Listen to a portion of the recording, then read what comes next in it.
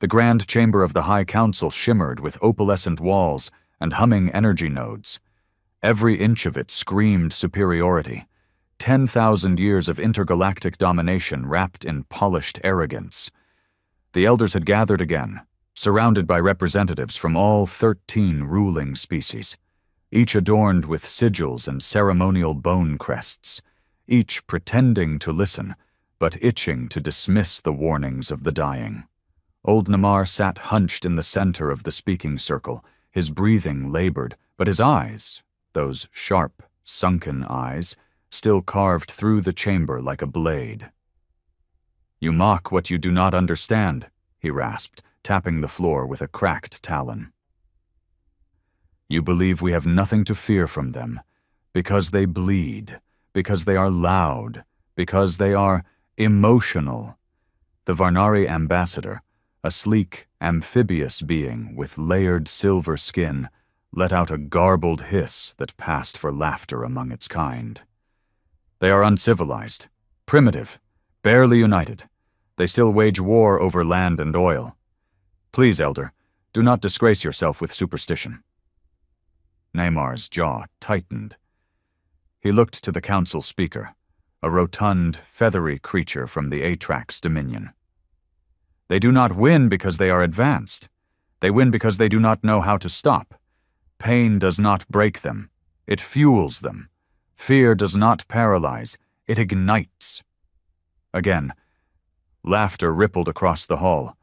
From his seat on the lower tier, Commander Arak of the Dominion fleet muttered under his breath, "Let them come.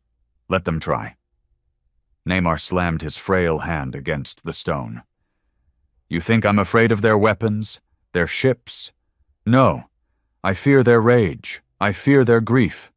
I fear that one day one of our kind will kill one of theirs in the wrong system, on the wrong day, and they will remember. And they will not forgive, not in 1,000 cycles." The council dismissed him with ceremonial bows, empty gestures offered to old warriors before their bones were cast into stardust. Namar was done. His warnings were archived, not heeded. And as 2 guards helped him limp out of the chamber, the speaker's words echoed behind him. "The humans are contained. We monitor them. No race that still argues about imaginary gods is ready to challenge the stars."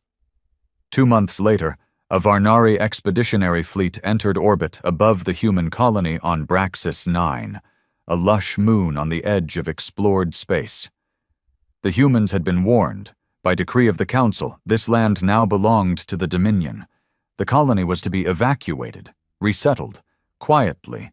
They refused. The Dominion sent drones. The humans shot them down. The Dominion sent a delegation. The humans sent it back, in pieces. It was meant to be a minor skirmish, a lesson. A flex of power. They bombed 3 human towns on Braxis 9 to ash, and that's when it happened. That's when the humans remembered. Lieutenant Arlen Beck sat in a scorched trench, his rifle vibrating in his grip. Blood dripped from the side of his head, mixing with the ash and soil. All around him, men and women scrambled to reload, to rearm, to scream orders at one another in the chaos. Above, the sky was thick with smoke. No satellites, no drones, just the cold fury of being attacked without warning. His brother had been in the school that morning. The building didn't exist anymore. "Orders, Lieutenant," came a voice beside him, shaky but ready. Arlen didn't look at the soldier. He stared at the horizon, where the enemy ship had just landed. They thought they'd crushed the colony. They didn't understand humans. Not yet. He stood, wiped the blood from his cheek, and chambered a fresh round. "No orders," he said, voice raw. "We hit them until they stop moving. Then we hit them again." Across the stars, on a dark moon where no sound lived, the bones of Elder Namar were sealed into the temple crypt. A whisper of static lingered inside his empty chamber, playing a message left on repeat by his failing body. They are not like us, and that is why we will lose. The silence after the bombardment didn't last long. In orbit, the Varnari fleet, 9 ships deep, heavily armored, tactically superior, sat like vultures above Braxis 9. They monitored the planet for movement, waiting for surrender. What they got instead was resistance. Not the kind they expected. Not military. Not structured. It started with small skirmishes, guerrilla-style ambushes, bodies camouflaged in ash and blood, moving like shadows through the cratered remains of what once were neighborhoods. They called themselves the Forsaken. They didn't wear uniforms. They didn't carry official weapons. Most of them weren't even soldiers, just farmers, mechanics, teachers, parents. But they had rage, they had memory, and they had nothing left to lose. Lieutenant Arlen Beck hadn't slept in 3 days. His left arm was wrapped in dirty bandages, and his right eye twitched from the nerve damage he'd taken when one of the drones exploded near the old irrigation tunnels. But he still led. He led with fire in his chest and a dead brother on his mind. His squad, what was left of it, moved through the ruins of Sector 12 under the cover of smoke and dusk. They had a stolen Varnari pulse rifle, a backpack filled with homemade explosives, and a target. The mobile relay station broadcasting coordinates back to the Dominion flagship. If they could jam that signal, they could disappear. "You sure about this, Beck?" asked Mikhail, a short, thick-shouldered miner with a melted helmet and a voice like gravel. "We go any closer, we're inside their sensor range." "I'm already dead, Mikhail," Beck muttered, "just waiting for the dirt." Mikhail grunted and pushed forward. Behind them, 2 more figures crept through the wreckage. Lena, who used to teach history, and Davis, a 17-year-old kid who hadn't spoken a word since the bombing. His entire family had been in the hospital when it went down. No one told him they found the bodies. He already knew. The Dominion didn't expect this. Not from humans. They expected fear, submission. Instead, they got a people who didn't just survive suffering. They evolved through it. That was humanity's secret. Not strength, not intelligence, adaptation. Arlan remembered something his grandfather used to say when he was younger. "If they break your bones, you learn to crawl. If they take your legs, you learn to crawl faster." By the time they reached the relay station, 3 more of their people were dead. Sniped by automated turrets, trapped under rubble. There were no grand farewells, no eulogies, only rage. The explosives worked. The tower went down in a pillar of fire and twisted steel, and with it, the Dominion's orbital clarity vanished. The Varnari fleet above Braxis 9 watched in shock as their systems went dark. For the first time in centuries, they were blind. And that's when the real war began. The council gathered again weeks later, this time in emergency session. 3 ships disabled, 1 completely destroyed. "How?" demanded the representative from the Zurin conglomerate, her long antennae twitching in disbelief. "They have no fleet," hissed the Atrax speaker. "They have no planetary defenses. Their weaponry is decades outdated." "And yet," came a voice from the rear of the chamber, slow and deliberate, "they are winning." All eyes turned to Commander Threx, one of the youngest military minds in the Dominion, but already infamous for his brutal efficiency. He rarely spoke at council gatherings. He didn't believe in politics, only results. He stepped forward, placing a data module on the central console. A hologram flared to life, showing combat footage, grainy, violent, shaky clips taken from damaged drones.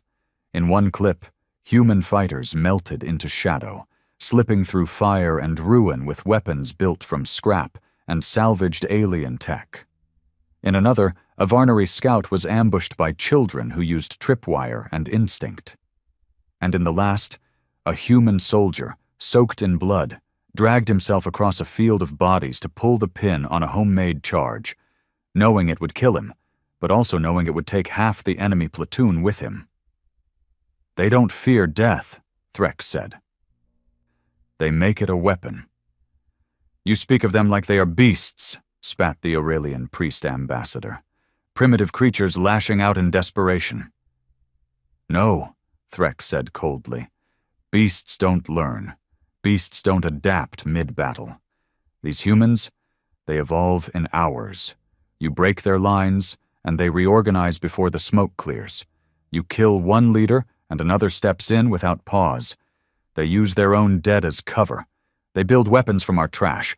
They hack our systems with Stone Age tools." There was a long, uneasy silence. "And worst of all," he continued, "they hate us now, not out of instinct, not out of ignorance, but with clarity.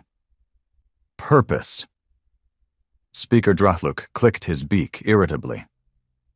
"Then what do you propose? That we negotiate with these savages? Offer them seats on the council?" Threx didn't blink. "I propose we evacuate Braxis 9. Scorch it from orbit. Make an example of it. The longer we stay, the more they learn. The more they remember. The more they change." "Cowardice," spat Drahluk. "From a so-called war hero." Threx stepped closer, gaze unflinching. "Then you go down there. You walk through the ruins. You look into the eyes of a child who's seen their mother burned alive. You tell me that's someone who's going to forget. You tell me that's someone who won't find a way to put a blade in your throat one day." Again, silence. But seeds of doubt had begun to sprout in the council. Neymar had warned them. And now, his bones whispered from the grave. Back on Braxis 9, Arlen was exhausted. Every breath felt like a grindstone across his lungs. His squad was down to 6, most of them held together by stolen medical foam and sheer will.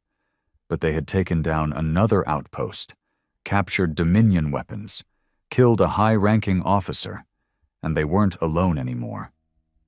Other human colonies, scattered across outer systems, had heard the cries, had watched the footage. And for the first time in human history, they weren't waiting for Earth to give orders. They mobilized themselves, unified not by politics or flags or governments. They unified through shared pain, shared loss. Ships were being built in secret. Old cruisers reactivated, AI systems rewritten. And in dark corners of space, humans who had lived quiet lives, engineers, scientists, smugglers, criminals, were now making contact. A war was forming, not just for Braxis 9, but for revenge, for recognition. Arlen sat beside the remains of an old water tower, trying to clean his rifle with fingers that wouldn't stop shaking. Lena sat nearby, chewing on dried meat. Neither had spoken in an hour. Then she said, "We lost Sector 5 today. Over 300 civilians." Arlen nodded slowly. "They hit the hospital again," she added. "On purpose. I know. I saw a child carrying his sister's leg." He didn't respond. Lena leaned her head back against the concrete. "You ever wonder how far we'll go before we're not even human anymore?" He looked at her, face blank. "We're more human now than we've ever been," he said quietly. "This is what being human is. Surviving when we shouldn't. Pushing when there's nothing left to push with. Fighting even when we know we'll lose." Lena didn't say anything after that. There was nothing else to say. 2 systems away, deep in the Cordon cluster. The human ship Vengeance Protocol powered up its engines. It wasn't a military issue. It had been a transport vessel once, repurposed, rearmed, reinforced with stolen Dominion alloys and retrofitted Terran ballistics. Captain Holt, a former freight pilot turned warlord, stood on the bridge as his crew prepped for warp. They were going to Braxis 9, not to save it, but to join it, to fight alongside the Forsaken, to burn the lesson into the Dominion's memory the way fire burns into flesh. Back in the council chamber, cracks began to show. Civilizations that had ruled for millennia were now divided. Some demanded extermination, others whispered of treaties. Some simply wanted to flee and wall off humanity from the rest of the stars. None of them realized the truth. It was already too late. You cannot contain something that thrives in chaos. You cannot suppress something that grows stronger under pressure. You cannot win against something that does not need to survive. Only to make sure you don't. The humans had remembered who they were. They had remembered what had been done to them, and they were coming. The Vengeance Protocol tore through the void like a hammer in the dark, leaving nothing but a rippling wake of gravitational displacement and silent fury. Its hull still bore the marks of its past, scorch lines from Dominion skirmishes, patches from smugglers' welds, bloodstains inside the cargo hold that hadn't been cleaned because no one cared anymore. This was no longer a ship. It was a purpose clad in steel. Captain Holt stood at the front of the bridge, staring into the black expanse. His hands were scarred, burned. One of his eyes had been replaced with a military-grade ocular chip salvaged from a Dominion war droid. His voice was gravel on metal. "You got 30 seconds, he said quietly. "Then we drop into fire." Behind him, his crew prepared with the kind of grim focus only seen in those who had already accepted they were probably going to die. Most of them were not trained soldiers. Holt didn't trust trained soldiers. He trusted the desperate, the ones who'd had something taken and had nothing left to lose. A wiry man named Rend checked the charges strapped to his chest. Ex-miner. His family had been erased by orbital bombardment. He'd volunteered for suicide missions without blinking. Beside him, 2 ex-gang enforcers loaded heavy plasma rifles. A mother and her teenage daughter manned the comms deck, cross-referencing coordinates for remaining Forsaken units on Braxis 9. They hadn't spoken a word since boarding the ship, but Holt could see the fury in their eyes. The system alarm beeped. Warp disengage. They were here. Braxis 9 rotated slowly beneath them, still smoking, still bleeding. From orbit, it looked like a wounded animal, twitching in its own misery, but the Varnari fleet no longer loomed above. Half had retreated, the rest floated dead in space, crippled from makeshift sabotage and suicidal raids. "Open a channel," Holt said. The daughter complied. A burst of static hissed across the bridge. "This is Vengeance Protocol, broadcasting on emergency human band frequencies. Forsaken units, respond. I repeat, this is Holt. We came to fight. Light a path. Show us where to bleed." A pause. Then a voice came through, scratchy but unmistakable. "Sector 13, rail hub. They're pinned. 30 survivors. No exfil route." Holt nodded. "Get us under the AA net," he said. "We go down dirty." The Vengeance Protocol nosedived toward the atmosphere, engines roaring like ancient gods. On the ground, Lieutenant Arlen Beck didn't know who sent the ship, and he didn't care. All that mattered was that something big just broke the clouds and turned the sky orange with thruster fire. Around him, bodies pressed against the shattered remains of the rail hub's loading bay, pinned under relentless Dominion suppressor fire. "We've got maybe 10 minutes left of ammo," Mikhail grunted, laying down another burst from a stolen repeater. "And they've got a flanker coming around back." Arlen ducked behind cover as another pulse scorched past. The floor shook. Roof caved in. Someone screamed. A young girl clutched her bleeding leg, sobbing quietly into her mother's lap. "We don't have 10 minutes, he said. "We've got 2. Then this becomes a grave." Lena threw a frag over the barricade and turned to him. "If you've got a plan, now's the time." "I do," he said, voice thin. "Die angry." And then the roof split open. The Vengeance Protocol slammed into the rail yard like a beast from legend, its hull skimming the ground, hatches blowing open mid-descent. The moment the landing gear crunched down, Its sides poured open with armed maniacs screaming in vengeance, a tide of chaos wielding rifles, firebombs, and fury. One of them, Rend, charged directly into the suppressor nest with explosives strapped to his chest and a grin on his face. He detonated in the middle of their formation, taking the entire Dominion flanking squad with him. The air became thick with gunfire, smoke, and screaming. Dominion soldiers scattered, unprepared, outnumbered, and the humans surged forward. Arlen didn't even hesitate. He vaulted over the barricade, firing until his rifle clicked dry, then switching to a jagged Dominion blade he'd looted days ago. He moved like death with a heartbeat, eyes bloodshot. Vision blurred. Around him, his people, the Forsaken, charged beside Holt's crew, and for the first time in weeks. They pushed back. 30 minutes later, silence. Bodies lay everywhere, Dominion corpses twisted into the dirt, human dead beside them. But Sector 13 stood. And for the first time in the entire campaign, a key hub was reclaimed. Arlen leaned against a pillar, chest heaving. Holt walked toward him, face unreadable. "You Beck?" he asked. Arlen nodded. "Good," Holt said. "You're leading this side now. I've got 3 more ships inbound, supplies, guns, fighters." Arlen looked at him, blinking through ash and sweat. "Why now?" Holt looked out over the bloodied battlefield. "Because we've all been waiting for someone to make the first cut.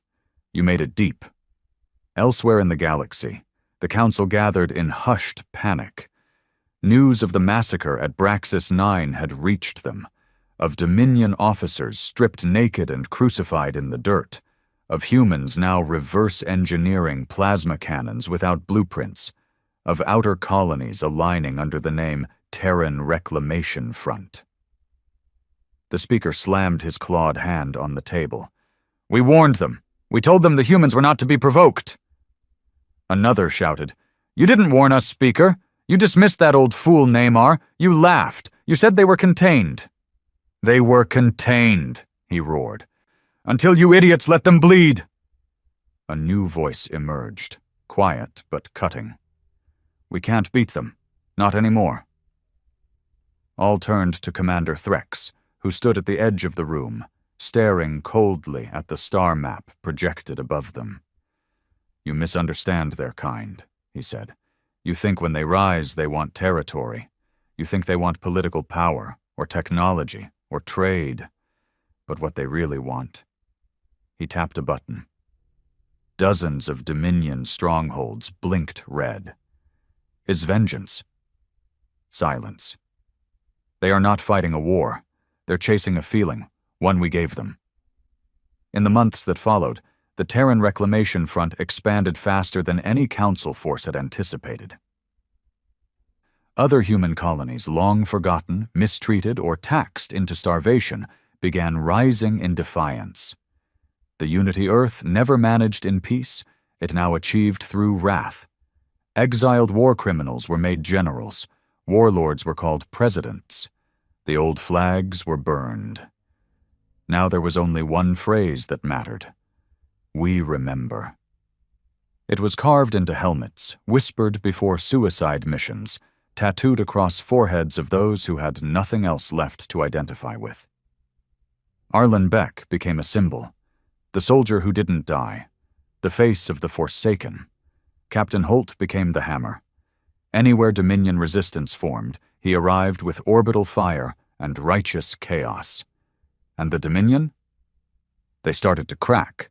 Some systems surrendered outright, others fled. But the ones who stayed, the proud ones, learned the hard way that you do not break a species that was forged in suffering. You do not tame a creature that evolved in war, and most of all, you do not spill the blood of Earth and expect to sleep peacefully ever again. The Council chamber, once a monument of unshakable order, now pulsed with fear.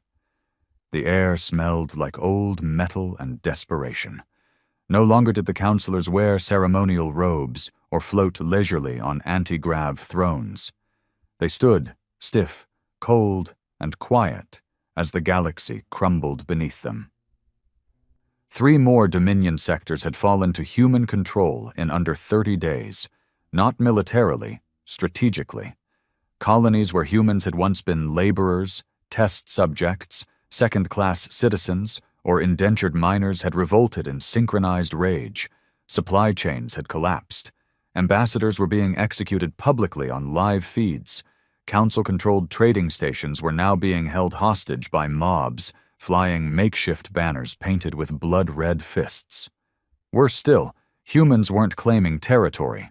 They weren't negotiating. They weren't sending envoys. They were burning everything. The Council didn't know how to fight that. Because humans weren't trying to win. They were trying to end things. Commander Threx stood in the Council war chamber, arms folded behind his back, watching footage on the holowall. A massive Dominion freighter was hijacked by a human militia calling itself Ash Sons. The ship's crew was vented into space. The ship wasn't stolen. It wasn't looted. It was set on fire, in the vacuum of space. "Do you see it now?" Threx asked, voice dead of emotion. "This isn't about conquest. They don't want a seat at our table." One of the counselors, a trembling aquatic noble from the Kelnar belt, croaked, "They're animals. Savages." "No," Threx replied. "They're human." Another counselor, more arrogant, growled, "Then why haven't they attacked Earth? Their homeworld still floats free. They haven't sent ships, haven't raised its flag." Threx turned slowly, like he was explaining war to children. "Because Earth doesn't need to raise its flag.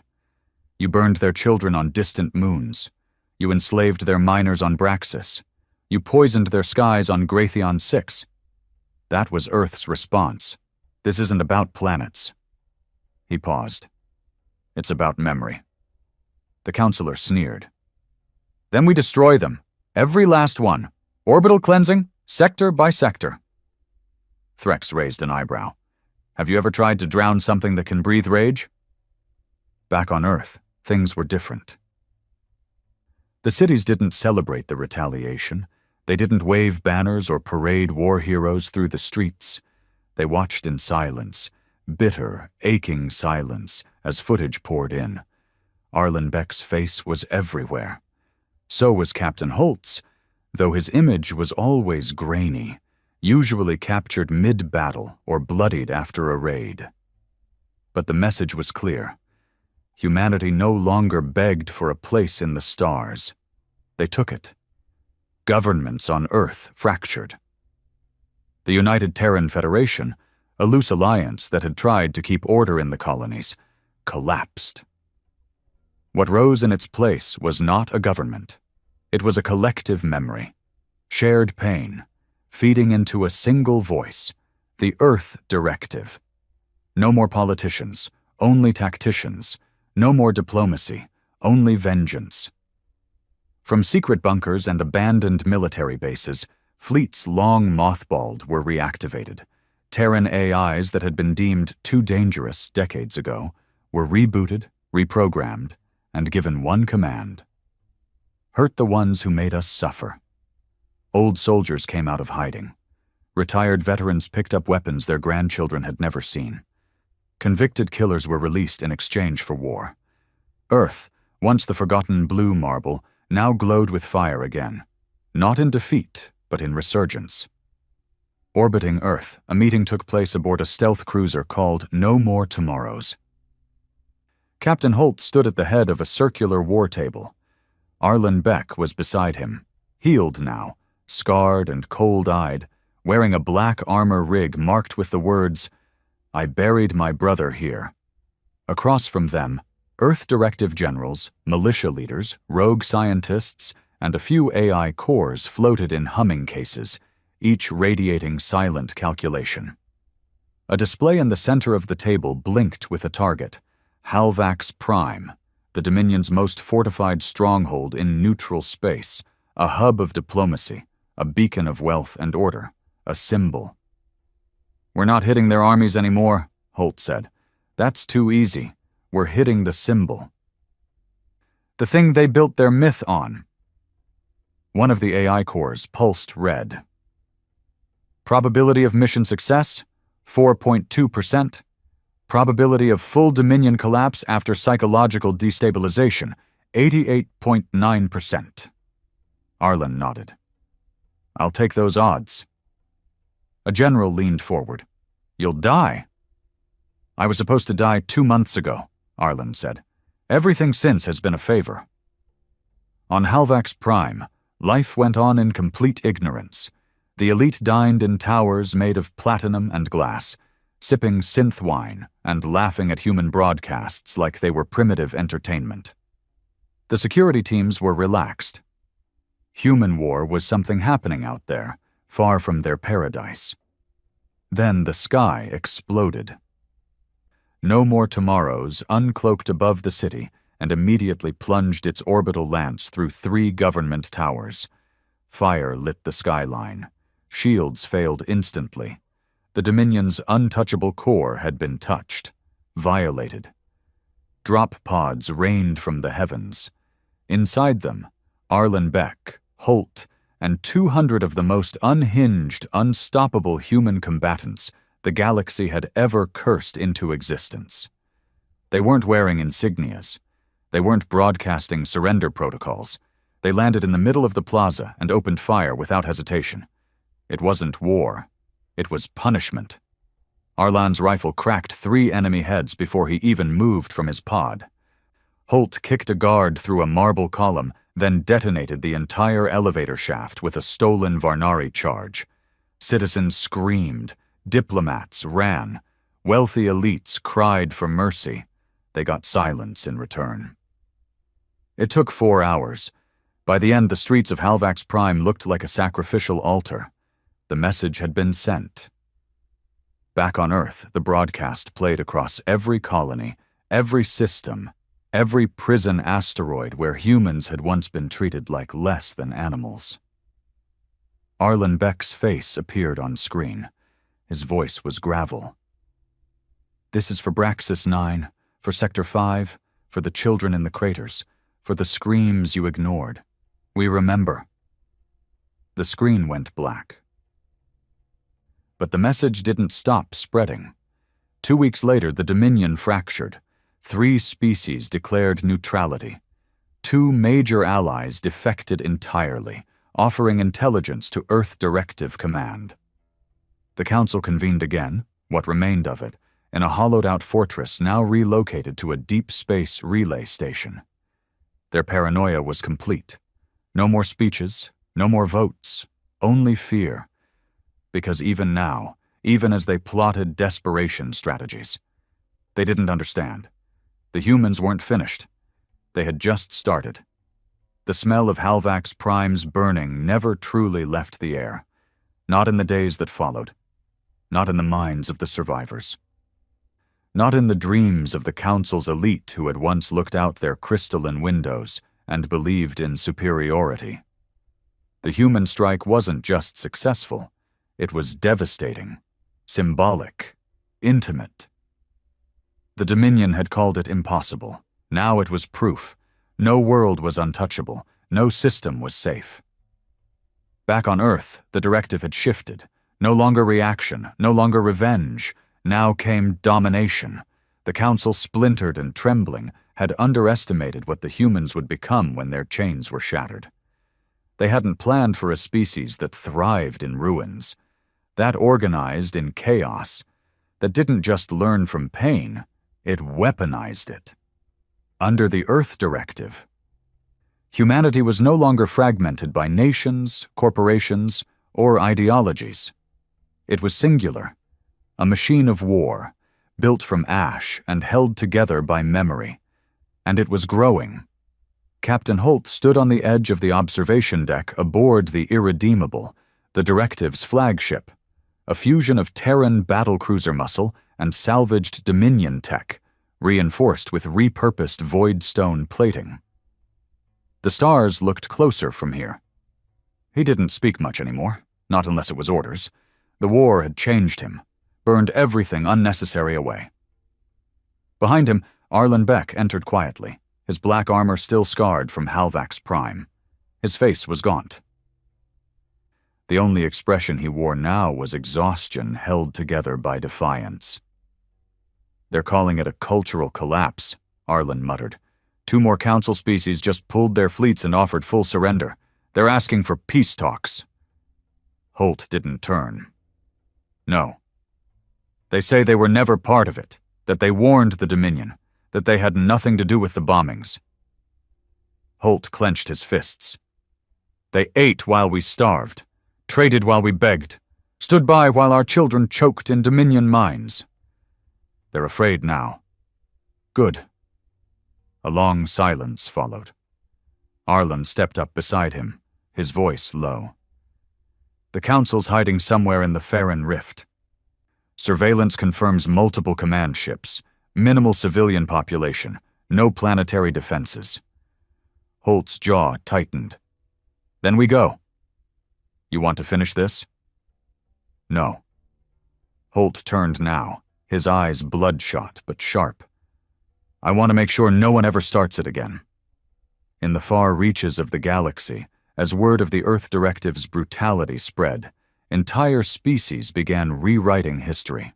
Diplomats who had once laughed at humanity now destroyed old records. Teachers purged texts. Statues came down in the middle of the night, replaced with hollow platitudes and apologies. They thought erasure would buy them mercy. But the humans remembered. And the directive didn't believe in mercy. In the Farron Rift, the Council's final refuge stood a massive station planet hybrid known as the Veil.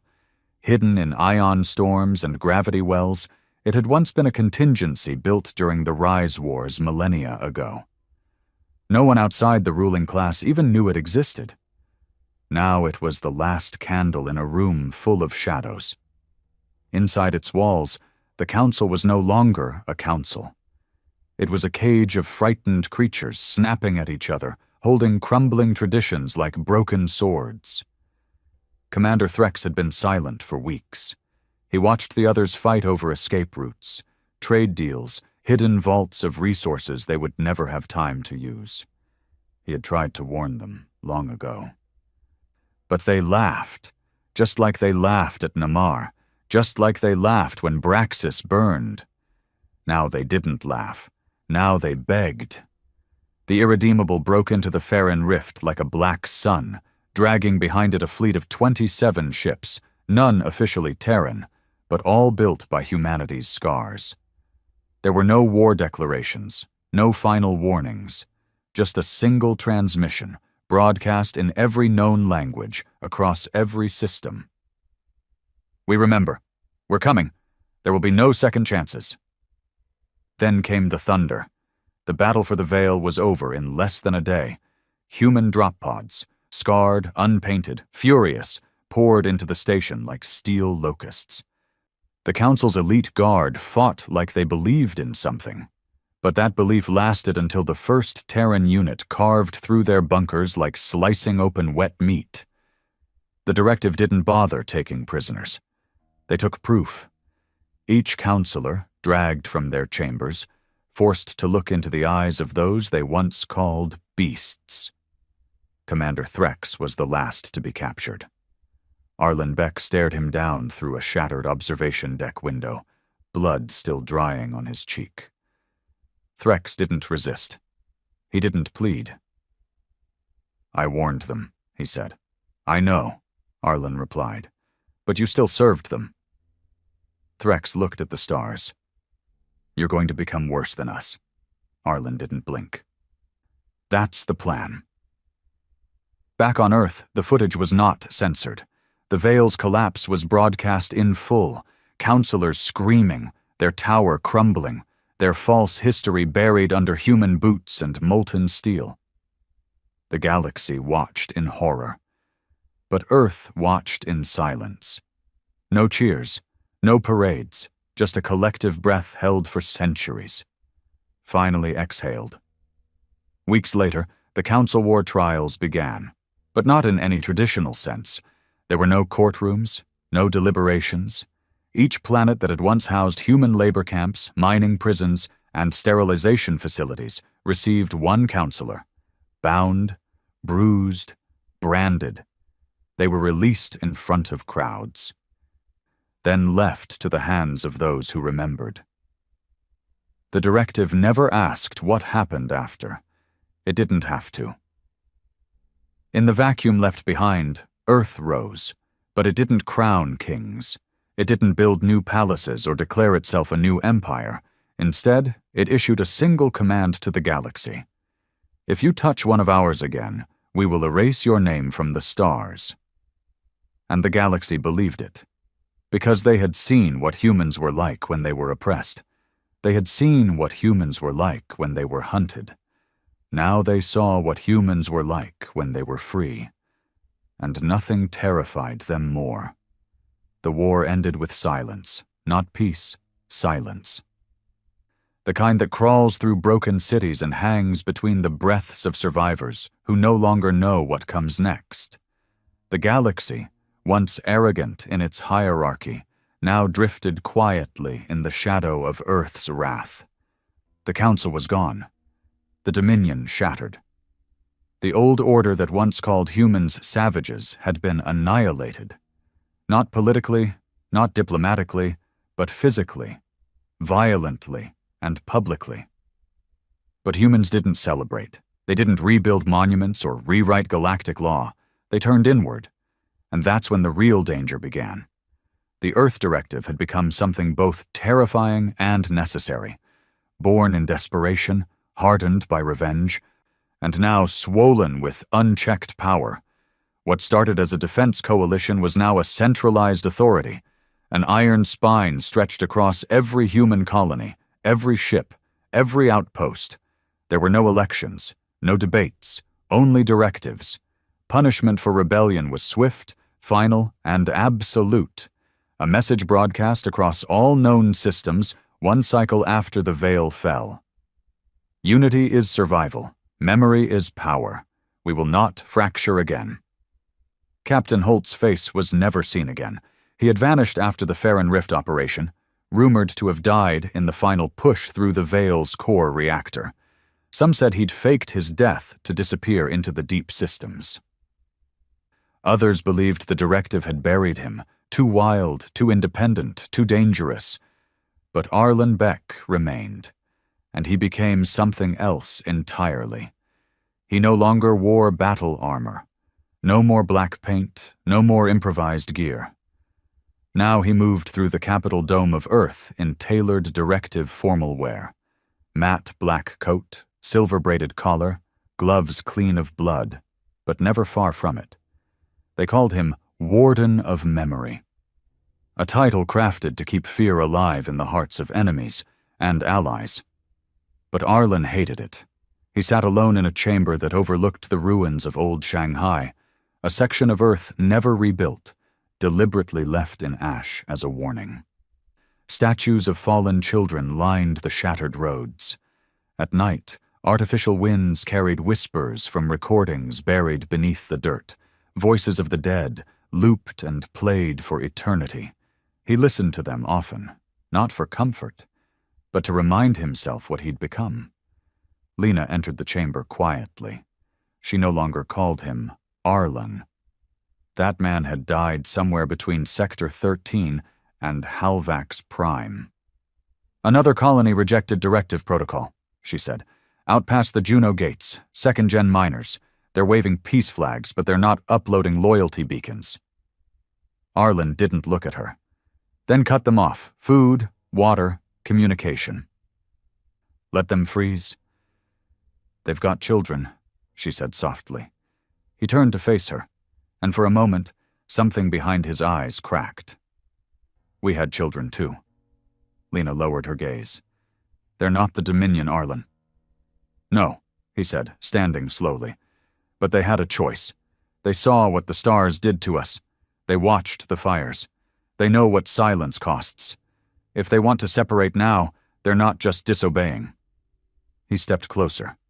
"They're forgetting." But not everyone had forgotten. In the outer systems, far from Earth's voice, The war had created something else, a void. Where once the Council ruled, and then the Earth Directive conquered, there now floated nothing. No structure. No law, no trade routes, just abandoned stations, cracked moons, and ghosts. And ghosts talk. Whispers of Holt still alive, whispers of directive officers deserting, whispers of the Ash Sons reborn, not as a death cult, but as a rebellion, a movement, one colony at a time. On Graytheon 6, a forgotten mining world where Dominion poisons still bled through the soil, a boy barely 15 stood on a scaffold, holding a rifle made from old pipes and stolen tech. He wore no insignia, but the symbol painted behind him on the wall was clear. A human skull, cracked down the middle and stitched shut with barbed wire. The new symbol of resistance. They called it the fracture. Not because they hated the directive, but because they remembered differently. To them, Earth had become what it hated: cold, controlling, merciless. They didn't want to destroy it. They wanted to take it back. Arlen sat in his private office, watching data feeds stream across his retinal display. He saw the fracture uprising forming like a slow, cold tumor across the outer systems.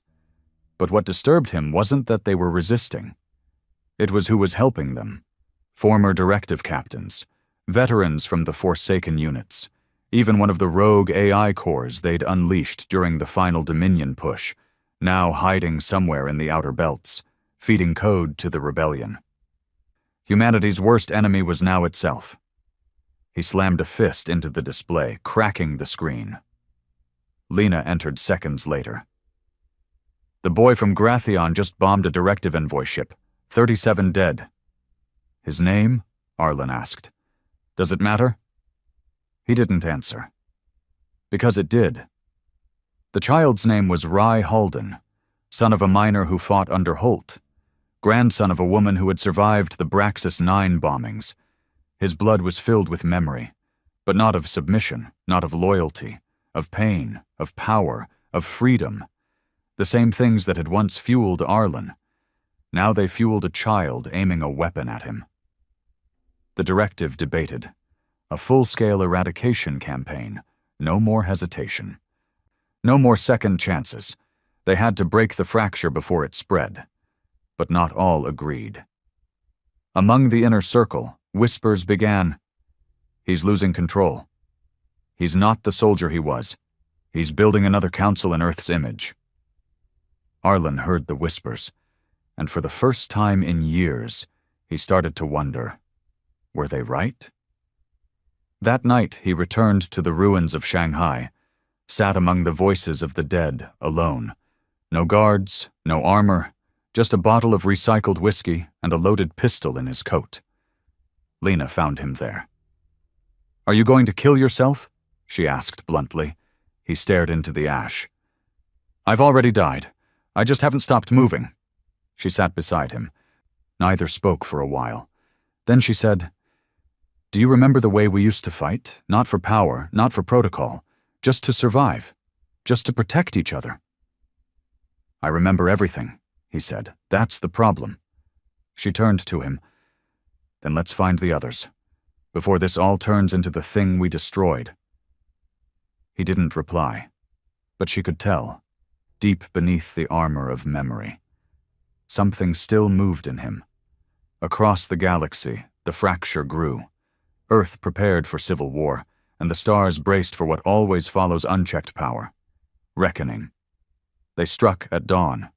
Not that the stars had dawns, but on Kavros 7, one of the directive's fortified supply moons, it was just past 0400 system time when the sky cracked open and spilled rebellion.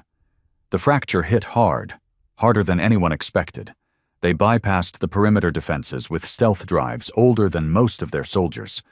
They used ion storms as cover, fried the comm towers before any signal could leave the rock, and within 6 minutes of breach, the landing zone was painted in directive red. By the time the backup squads arrived from orbit, the fracture had already emptied the food vaults, disabled the plasma cores, and broadcasted a message across every major human colony. The Earth Directive is not memory. It is a throne built on graves, and we've come to break it. From orbit. Arlen Beck watched the live footage in silence. Kavros 7 had been strategic, the directive's central depot for terraforming supplies and colony rations across the outer rim.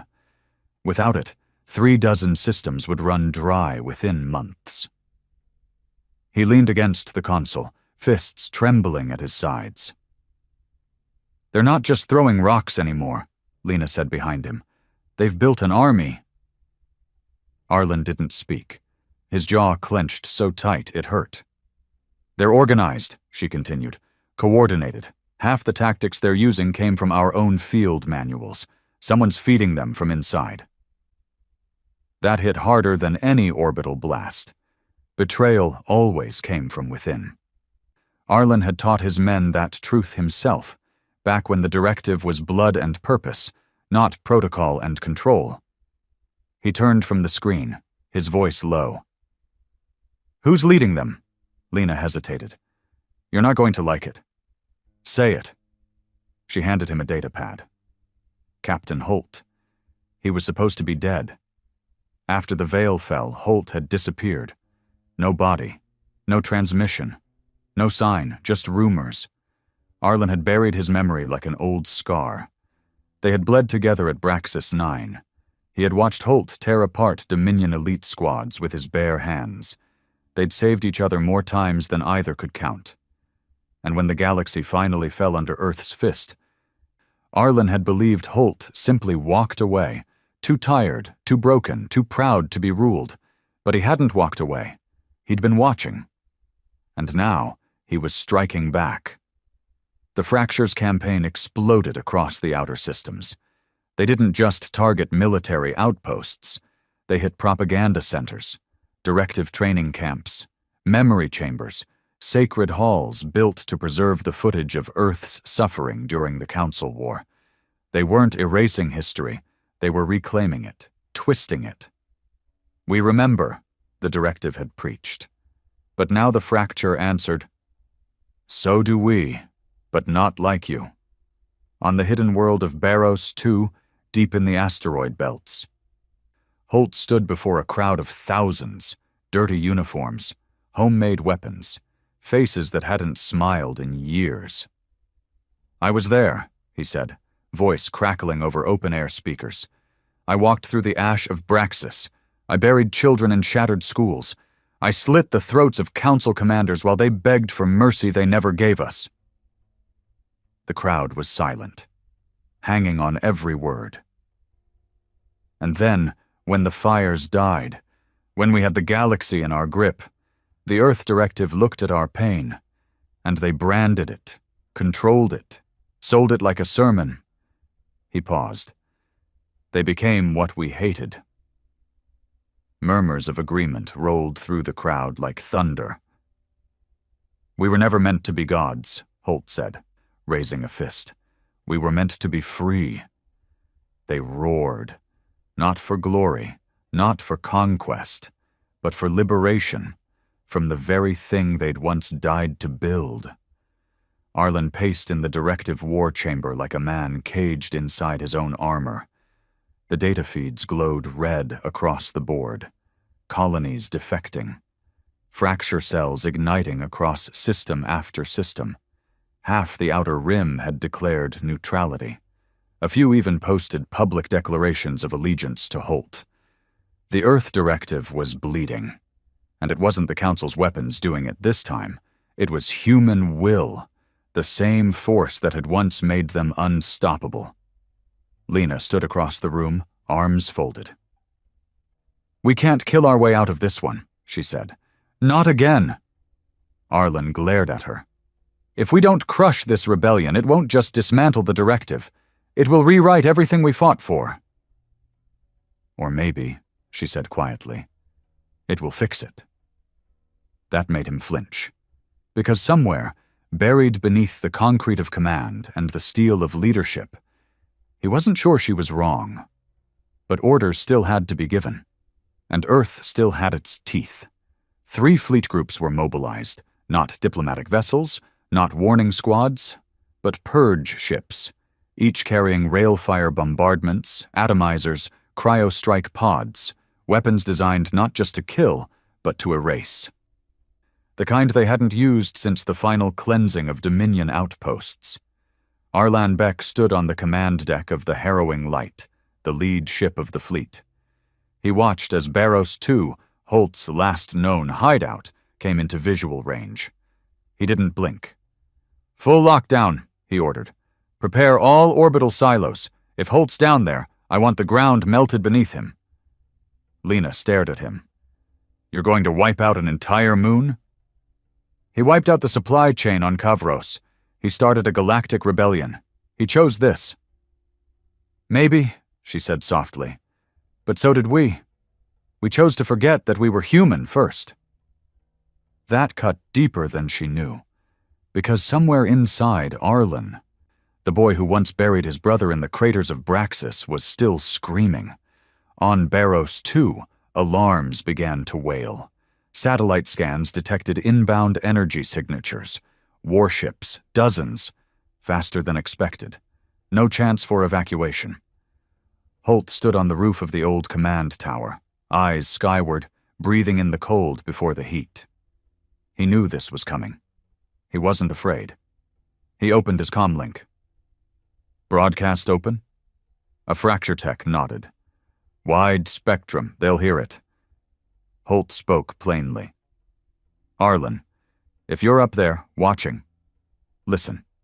You taught me to fight. You taught me to survive. You taught me never to kneel, so I didn't. And now I'm teaching them. You can wipe us out. You've got the ships, the weapons, the mandate. But if you burn this moon, you become the thing that killed our people. You become the silence that came after the bombings. You become the shadow that hovered over our graves. And maybe that's what you want. But if there's anything left of you that still bleeds, then you know, you can't win this war, because we already did. The moment you had to point Earth's guns at Earth's children, we won." Silence, then static, then nothing. Arlan stood frozen on the deck of the Harrowing Light, staring at the cracked comms feed. Something inside him twisted, hard, violent, but he didn't give the order. He just stood. Lena watched him, waiting. The crew waited too. Tension hung heavy. Then he whispered, "Disengage weapons." The techs blinked. "Repeat, sir?" Arlan turned slowly. "I said disengage. Stand down. But the directive, I am the directive." And in that moment, for the first time in years, Arlan Beck stopped being a commander and became a human again. Barrows, too, survived. The fleet pulled back. No one believed it at first. The fracture thought it was a trick, a trap. But the directive made no second move. And Holt just smiled. Barrows, too, didn't burn. No orbital strikes, no wipeout, no directive purge fleets descending from the heavens. It was the first time in years that humanity pulled a blade away from its own throat. But peace wasn't declared, because the Earth Directive didn't know how to stop fighting. Not really. And the fracture didn't trust them to start. 2 weeks after the stand-down, Earth was eerily quiet. Not the kind of quiet that meant rest. The kind that meant something was changing. Arlan Beck sat alone in the war chamber, surrounded by dormant holoscreens, his back straight, his coat pristine, and his soul fractured in ways he could no longer count. He hadn't slept in 4 days. He barely ate. He didn't speak to the council, because deep inside, he knew what came next. He knew it had to end, one way or another. Lena entered quietly. She didn't salute anymore. They were long past ranks. "You saw the footage?" she asked. He nodded. "He's still alive." "I know." "He's gathering systems. They're not attacking anymore. Just holding ground." Arlan looked up. "And us?" She hesitated. "Half of the fleet captains are refusing orders. 3 of the AIs have gone into cold silence. Directive morale is collapsing." He didn't answer. "Arlen," she said gently now. "It's over." "No," he said coldly. "It hasn't even begun." Across the outer colonies, the fracture had evolved.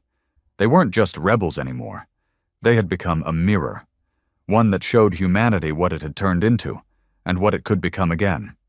Some of the fracture's outposts built schools. Others opened trade routes with species who once feared them. They repaired what the directive broke. But they didn't forget. They just chose what to do with the memory differently. They taught that vengeance had its place. But so did healing. They still trained fighters, always. But they trained teachers too, because survival wasn't enough anymore.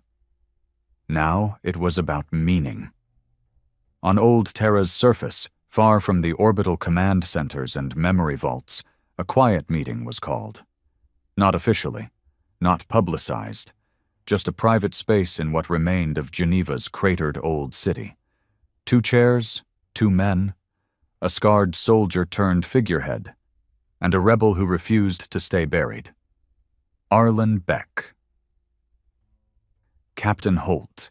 They hadn't seen each other in years, not since the veil fell, not since the galaxy bent beneath Earth's rage.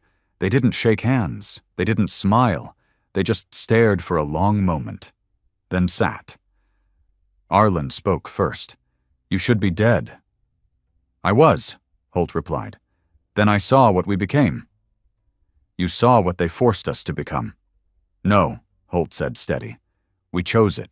We built it. Then we called it protection. Called it unity. But it was control. We turned Earth into the thing we hated." Arlen's fingers twitched, but he said nothing. "We said never again," Holt continued. "But what we meant was, next time we'll be the ones with the bigger stick." Silence. The wind outside carried dust between broken marble columns. "We remembered wrong," Holt said quietly, "and now we're just passing that wrong forward." "You think I don't know that?" Arlen finally said, his voice cracking under the weight of years. "You think I don't see what's rotting inside this machine we built?" Holt leaned forward. "Then shut it down." It wasn't that simple. The Earth Directive wasn't just a command system anymore. It was a culture, a mindset. Entire generations born after the war had never known a world without it. They'd never lived without centralized protocols, memory streams, war readiness drills. It had grown roots in fear. It had wrapped its arms around the trauma and called itself a father. To shut it down now would be like tearing a parasite out of a body that had adapted to it. There would be blood. But if they didn't, there would be extinction, because already whispers had begun again from the outer rings. Species that had watched humanity fracture wondered if the beast was finally vulnerable, if the unstoppable had finally started eating itself alive. And those species? They remembered too, but their memories weren't soaked in guilt, just opportunity. So Arlen made a decision, the last one he would ever make as Warden of Memory. He returned to orbit, walked straight into the heart of Directive Command. Took the central podium that hadn't been used since the day the Council died. He activated the galactic beacon, one that reached every human ship, station, moon, and colony across the known stars. The image of Arlen Beck filled the skies. His voice followed like thunder made of sorrow. "We built the Earth Directive to survive. We forged it in fire. We gave it power, and we called it purpose. But somewhere along the way, we stopped surviving and started ruling. Not protecting, controlling. We became what we feared. I let that happen. I let vengeance rot us from the inside out. So now, I take the responsibility to end it. As of this moment, I am dissolving the Earth Directive. Effective immediately. All chains of command are null, all enforcements withdrawn. Humanity will remember, but memory will never again be used as a weapon." He paused, his jaw trembling. "There will be chaos. I know that. Some of you will try to take power. Others will try to rebuild the directive in secret. Don't. You won't face the old Earth when you do. You'll face a humanity that knows both sides of this coin now. We are no longer victims. We are no longer conquerors. We are something new. Let's see what that means. Then he ended the transmission. Just like that. The directive was gone. What followed wasn't clean. Systems collapsed. Rogue captains tried to seize sectors. Militant AI broke free and declared micro-tyrannies. There were battles. There was blood. But there was choice now. And that changed everything. Because for every colony that fractured, 5 more stepped up to lead themselves. Old leaders returned, not with fists, but with frameworks. Former rebels became organizers. Farmers became governors. Scientists became diplomats. Lena left Earth to help rebuild Braxis 9's moon, which had started growing crops again. She brought teachers, not soldiers. Holt continued to guide the fracture, now renamed simply the Accord, a loose federation of independent systems focused on keeping humanity humble. And Arlen Beck? He vanished. Some say he boarded a one-man scout ship and flew into the dead space expanse.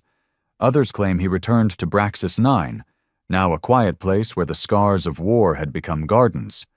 But most believed he went to Earth's last ruin, the burned remnants of old Shanghai, and never left, because that's where the voices still played.